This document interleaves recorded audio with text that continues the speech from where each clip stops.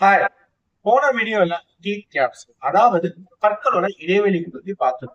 இந்த வீடியோல ரெண்டு கேஸ் பத்தி டிஸ்கஸ் பண்ணலாம். இப்போ கீழே இருக்கிற போட்டோ பாத்தீங்கன்னா இந்த பேஷண்ட்க்கு அழுத்து ஜாஸ்தியா இருக்கு. இவங்க ஃபர்ஸ்ட் கிளீனிங் பண்ண ஹெசிடேட் பண்ணாங்க. ஏங்க அப்படின்னு கேட்டீங்கன்னா, இல்ல சார் கிளீன் பண்ணா கேப் எல்லாம் இருக்குன்னு சொன்னாங்க. ஆமாங்க, அழுத்து ஜாஸ்தியா தான் நம்ம கிளீன் பண்ணா கேப் இருக்கு. பட் நம்ம கிளீன் பண்ணாம விட்டோம்னா இந்த ரெண்டு பக்கம் நம்ம இழக்கிற அபாயம் இருக்கு. சொன்னதுக்கு அப்புறம் அவங்க கிளீனிங் பண்ண ஒத்துக்கிட்டாங்க. கிளீன் பண்ணக்கப்புறம் ரிசல்ட்ஸ் பாத்தீங்கன்னா கிடைக்கும். இதுல அழுத்து ஜாஸ்தியா இருக்கனால ஈரியும் அரிச்சு எலும்பியும் அரிச்சிருக்கு. அதனால பல்லுல இருக்க வேர்கள் எக்ஸ்போஸ் ஆயிடுது.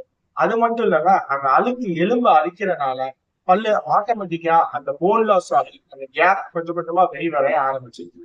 சோ இது ஒரு கேஸ். ரெண்டாவது கேஸ் பாத்தீங்கன்னா இந்த பேஷண்ட் அழுக்கு ஜாஸ்தியா தெரியாத மாதிரி நமக்கு இருக்கு. ஆனா இவங்களுக்கு சின்ன வயசுல அந்த கேப் இவங்க அதை ட்ரீட்மெண்ட் பண்ண ஹெசிடேட் பண்ணாங்க.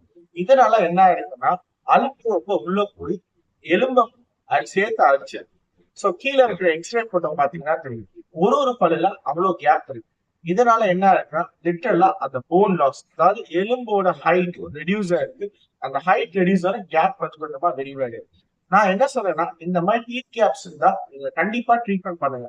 ட்ரீட்மெண்ட் பண்ணாம விட்டீங்கன்னா உங்களுக்கு இந்த கேப் ஜாஸ்தியா ஆரம்பிக்கும். அதை அப்படியே விட்டுங்க மக்களும் ஆட ஆரம்பிக்கும். சோ அடுத்த வீடியோ இன்னும் கொஞ்சம் இன்ஃபர்மேஷன் சொல்றேன். Until then